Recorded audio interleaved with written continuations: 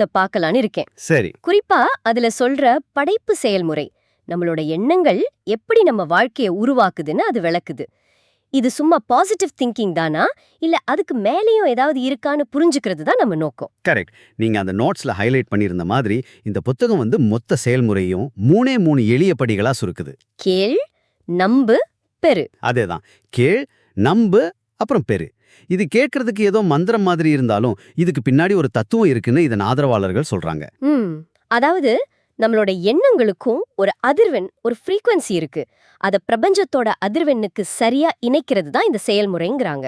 Okay, வாங்க இது எப்படி வேலை செய்யுதுன்னு கொஞ்சம் விரிவாவே பார்க்கலாம். சரி, அப்ப அந்த முதல் படி கேள். இது கேட்கறதுக்கு ரொம்ப நேரடியா இருக்கு. ஆனா சும்மா மனசுல நினைச்சுக்கிட்டா போதுமா, இல்ல இதுக்குன்னு ஒரு குறிப்பிட்ட வழி இருக்கா? நல்ல கேள்வி.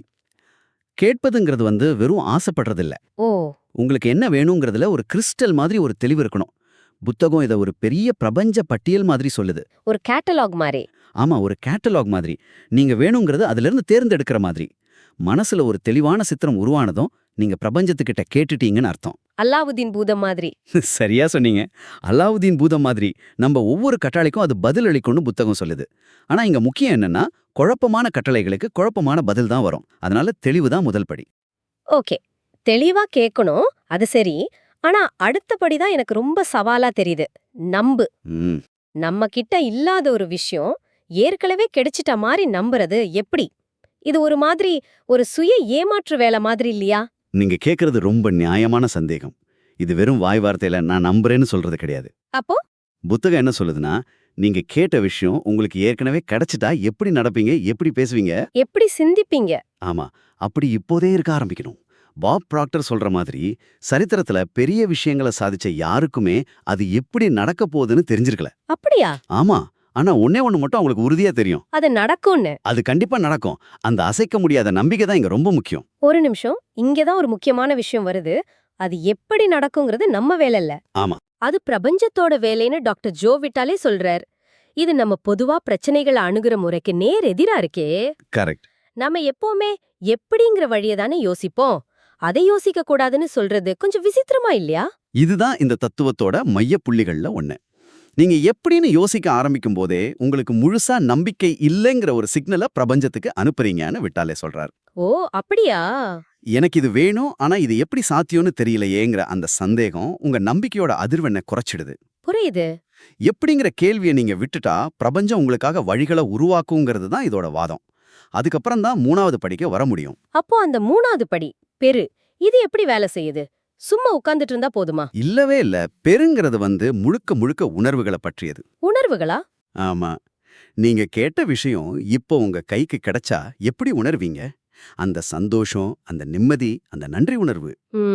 அந்த உணர்வை இப்போதே இந்த நிமிஷமே உணர ஆரம்பிக்கணும். மைக்கேல் பெர்னார்ட் பெக்வித் சொல்ற மாதிரி இது ஒரு உணர்வு பிரபஞ்சம். Feeling universe. அதேதான். வெறும் அறிவுபூர்வமான நம்பிக்கை மட்டும் பத்தாது. நீங்க நல்லா உணரும்போது நீங்க பெறுவதற்கான சரியான அதிர்வெண்ணுக்கு வர்றீங்க. அப்போதான் நீங்க கேட்டது உங்களை நோக்கி ஈர்க்கப்படும். நான் இப்போ பெற்றுக்கொள்கிறேன்னு சொல்லி அந்த உணர்வை உள்வாங்கிக்கணும். சரி, இந்த கொள்கைகள் எல்லாம் கேட்க நல்லா இருக்கு. ஆனா இது எடை குறைப்பு மாதிரி ஒரு நிஜ வாழ்க்கை பிரச்சனையில எப்படி பயன்படுத்துறதுன்னு நீங்க அனுப்புன நோட்ஸ்ல ஒரு உதாரணம் இருந்துச்சு. ஆமா, அது பலருக்கும் உதவியா இருக்கும்னு நினைக்கிறேன். ஆமா, இது ஒரு அருமையான உதாரணம். இதுல மக்கள் செய்யற முதல் தப்பே என்னது? நான் எடையை குறைக்கணும்னு அது மேலேயே கவனம் செலுத்துறது தான். ஈர்ப்பு விதிப்படி நீங்க எதுல கவனம் செலுத்துறீங்களோ அதையே ஈர்ப்பீங்க. அப்போ நீங்க தொடர்ந்து எடைய குறைக்க வேண்டிய ஒரு சூழலையே ஈர்த்துக்கிட்டே இருப்பீங்க. சரியா சொன்னீங்க. அப்போ சரியான அணுகுமுறை என்ன? எடைய குறைப்பதுங்கிற எதிர்மறையான விஷயத்தை விட்டுட்டு. ஆமா, அதை விட்டுட்டு என்னோட சரியான எடை, அதாவது பெர்ஃபெக்ட் வெயிட் மேல கவனம் செலுத்தணும்னு புத்தகம் சொல்லுது. அதாவது நீங்க அடைய விரும்புற எடையில நீங்க எப்படி இருப்பீங்க, என்ன மாதிரி உடை போடுவீங்க, எவ்வளவு ஆற்றலோட இருப்பீங்கன்னு கற்பனை செய்யணும். அப்படித்தானே? அதேதான். ஆனா புத்தகம் இதோட நிறுத்தல. அது இன்னும் ஒரு படி உள்ள போகுது. எப்படி? உடல் பருமனுக்கு அடிப்படை காரணம் கொழுப்பு எண்ணங்கள், அதாவது ஃபேட் தாட்ஸ் தான்னு ரொம்ப உறுதியா வாதிடுது. ஒரு நிமிஷம், இது கொஞ்சம் சர்ச்சைக்குரியதா இல்லையா? கண்டிப்பா. தைராய்டு, மெட்டபாலிசம், மரபணு காரணிகள்னு மருத்துவ உலகம் எவ்வளோ விஷயங்களை சொல்லுது. அதையெல்லாம் இந்த புத்தகம் ஏத்துக்கலையா?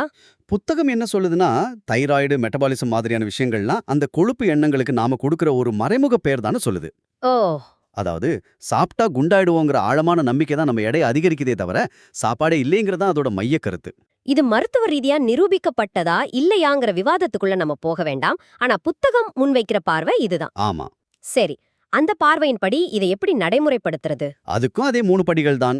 1 கேள். உங்க சரியான எடைய முடிவு பண்ணி அந்த தோற்றத்தை மனசுல படமாக்குங்க. சரி. 2 நம்பு. அந்த எடை ஏற்கனவே உங்களுக்கு கிடைச்சிட்டா அதை நம்பி அதுக்கேத்த மாதிரி செயல்படுங்க. இப்ப இருக்கிற எடைக்கு துணி வாங்குறத நிறுத்திட்டு. உங்க இலக்கு எடைக்கு துணி வாங்குறது. ஆமா, அது உங்க நம்பிக்கையோட செயல் வடிவம்னு சொல்லுது. 3 பெரு. ரொம்ப முக்கியமா உங்க உடலை இப்போ இருக்கிற நிலையிலேயே பாராட்டுங்க, நேசிங்க. இது ஏன் இவ்ளோ முக்கியம்? உங்க உடலை நீங்க வெறுத்தா அந்த வெறுப்புணர்வையே இன்னும் அதிகமா இருப்பீங்க. உங்களை பத்தி நீங்க நல்லா உணரும்போது சரியான எடையை ஈர்க்கும் அதிர்வெண்ணுக்கு வரீங்க. இதுல வாலஸ் வாட்டல்ஸோட ஒரு குறிப்பு இருந்துச்சு. சாப்பிடும்போது சாப்பாட்டு மேல முழு கவனம் வைக்கணும்னு. அது எப்படி இதுக்கு உதவுது? ஆமா, சாப்பிடும்போது டிவியோ ஃபோனோ பார்க்காம அந்த சாப்பாட்டோட சுவை, மனம், அதோட தன்மை எல்லாத்தையும் உணர்ந்து ரசிச்சு மென்னு சாப்பிடணும்னு அவர் சொல்றார். ம்.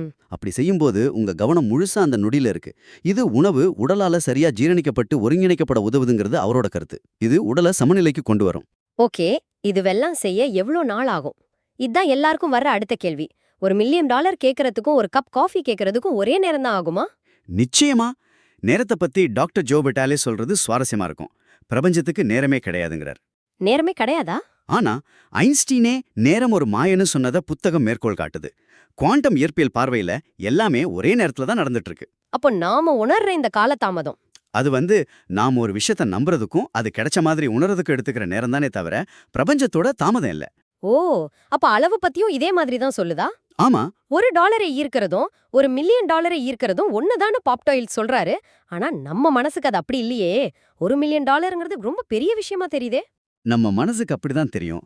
ஆனா பிரபஞ்சத்துக்கு அளவு ஒரு பொருட்டே இல்லைன்னு புத்தகம் சொல்லுது. ஒரு உதாரணம் சொல்லுங்களேன். ஒரு புல் வளர்றதுக்கு சிரமப்படுறதில்ல, அது இயல்பா நடக்குது. அது மாதிரி தான் பிரபஞ்சத்தோட செயல்பாடும். $1 ஈர்க்கிறதும் $1 மில்லியன் ஈர்க்கிறதும் அறிவியல் ரீதியா ஒரே செயல்முறை தான். அப்போ தடை எங்க இருக்கு? $1 மில்லியன் ரொம்ப பெருசு, அதுக்கு ரொம்ப நாள் ஆகும்னு நாம நினைக்கிற அந்த எண்ணம் தான் தடையை உருவாக்குதே தவிர பிரபஞ்சத்துக்கு எந்த தடையும் இல்ல. அப்போ அந்த மனத்தடைய உடைக்கிறதுக்கு தான் இந்த விதியை முதல்ல சின்ன சின்ன விஷயங்கள்ல சோதிச்சு பார்க்க சொல்றாங்களா? கரெக்ட். ஒரு கப் காஃபி இல்லைன்னா ஒரு பார்க்கிங் இடம் மாதிரி. இது ஒரு மாதிரி நம்பிக்கை பயிற்சி மாதிரி. சரியா சொன்னீங்க. இது ஈர்ப்பு விதியை உங்க கண்ணால பார்க்க ஒரு எளிய வழி. புத்தகத்துல ஒரு இளைஞனை பத்தின ஒரு கதை இருக்கு. ஆமா, நீங்க அத உங்க நோட்ஸ்ல குறிப்பிட்டிருந்தீங்க. அவன் தி சீக்ரெட் பார்த்துட்டு இத சோதிக்க நினைச்சான். ம். ஒரு தனித்துவமான இறக மனசுல நினைச்சான். ம். அந்த இறகு எப்படி இருக்கணும், அதுல என்ன மாதிரி அடையாளங்கள் இருக்கணும்னு ரொம்ப தெளிவா கற்பனை செஞ்சான். அப்புறம் என்னாச்சு? 2 நாள் கழிச்சு அவன் நியூயார்க் நகரத்துல ஒரு பெரிய கட்டிடத்துக்குள்ள நடந்து போயிட்டு இருக்கும்போது அவன் கற்பனை செஞ்ச அதே இறகு அதே அடையாளங்களோட அவன் கால் கிட்ட கிடந்திருக்கு. வாவ். அவ்வளவு பெரிய நகரத்துல ஒரு கட்டிடத்துக்குள்ள அப்படி ஒரு இறகு கிடந்தது அவனுக்கு ஒரு ஆச்சரியமான அனுபவம். அந்த நிமிஷத்துல அவனுக்குள்ள ஒரு அசைக்க முடியாத நம்பிக்கை உருவாயிடுச்சு. இது மாதிரி அனுபவங்கள் தான் நம்பிக்கையை அடுத்த கட்டத்துக்கு எடுத்துட்டு போகும். நிச்சயமா. முதலீட்டு பயிற்சியாளர் டேவிட் ஷிர்மர் கூட தனக்கு வேணுங்கிற இடத்துல கார் பார்க்கிங் இடத்த கற்பனை செய்யறது மூலமா 95% நேரம் அது கிடைக்குதுன்னு சொல்றாரு. ஆமா, இது முழுக்க முழுக்க எதிர்பார்ப்பை பற்றியது. நாம நல்ல விஷயங்களை எதிர்பார்க்க ஆரம்பிக்கும்போது அது நடக்க ஆரம்பிக்குது. இந்த விதியை இன்னொரு படி மேல எடுத்துட்டு போய் நம்மளோட ஒவ்வொரு நாளையும் முன்கூட்டியே வடிவமைக்கலாம். நம்ம நாளையே நாமே டிசைன் பண்றதா? ஆமா, 1870களிலேயே பிரெண்டிஸ் மன்ஃபோர்ட் எழுதின ஒரு கருத்தை புத்தகம் சொல்லுது.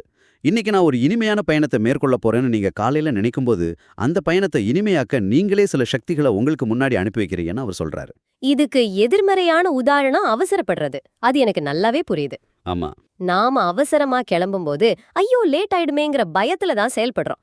அப்பதான் பார்த்தா சாவிய காணோம், வழியில டிராஃபிக் ஜாம்னு அடுத்தடுத்த தடைகள் வரும். கரெக்ட். புத்தகம் சொல்றபடி பார்த்தா இது தற்செயல் இல்ல, அந்த பயம் சார்ந்த அதிர்வெண்ணோட விளைவு. அப்போ எனக்கு நேரமே பத்தலன்னு சொல்றவங்களுக்கு? ஆமா, அவங்களுக்கு ஈர்ப்பு விதிப்படி நேரமே பத்தாம தான் போகும். அதனால உங்க யதார்த்தத்தை மாத்தணும்னா எங்கிட்ட தேவைக்கு அதிகமா நேரம் இருக்குன்னு நீங்க உறுதியா சொல்ல ஆரம்பிக்கணும்னு புத்தகம் பரிந்துரைக்குது. காத்திருக்க வேண்டிய நேரத்தை கூடவா? ஆமா, ஒரு இடத்துல காத்திருக்க வேண்டியிருந்தா கூட அந்த நேரத்தை சலிச்சுக்காம நீங்க விரும்பும் வாழ்க்கையை உருவாக்குற ஒரு சக்தி வாய்ந்த தியான நேரமா மாத்திக்கலாம். இப்படி ஒவ்வொரு நாளையும் முன்கூட்டியே திட்டமிட்டு நேர்மறையா சிந்திக்கும்போது உங்க வாழ்க்கையை நீங்களே உருவாக்குறீங்க. சரி, இந்த ஆழமான அலசல இருந்து சில முக்கிய விஷயங்களை தொகுத்து பார்க்கலாம். படைப்பு செயல்முறைங்கிறது கேள், நம்பு, பெருங்கிற 3 படி. ஆமா. இதுல ரொம்ப முக்கியமானது வெறும் அறிவுபூர்வமா நம்புறது பத்தாது. நீங்க விரும்பியத பெத்துக்கிட்ட மாதிரி உணரணும். அந்த உணர்வு தான் பிரபஞ்சத்தோட மொழி. மிகச் சரியா சொன்னீங்க. எடை குறைப்புல இருந்து பார்க்கிங் இடம் வரைக்கும் எதுக்கு வேணாலும் இதை பயன்படுத்தலாம். பிரபஞ்சத்துக்கு நேரமோ அளவோ ஒரு பிரச்சனையே இல்ல. நம்ம மனத்தடைகள் தான் தாமதத்தை உருவாக்குது. அதேதான். அதனால சின்ன சின்ன விஷயங்கள்ல ஆரம்பிச்சு இந்த சக்தியை நீங்களே அனுபவிச்சு பார்க்கறதா நம்பிக்கையை வளர்க்க சிறந்த வழி. இறுதியா உங்களுக்காக ஒரு சிந்தனை. எழுத்தாளர் கிறிஸ்டியன் டி லார்சன் சொல்ற மாதிரி, சரியான சிந்தனையின் சக்தியை உணர்ந்த ஒவ்வொரு மனதின் முடிவும் இதுதான். ஒரு மனிதன் தன்னை மாற்றிக்கொண்டு தனது விதியை தானே ஆள முடியும்.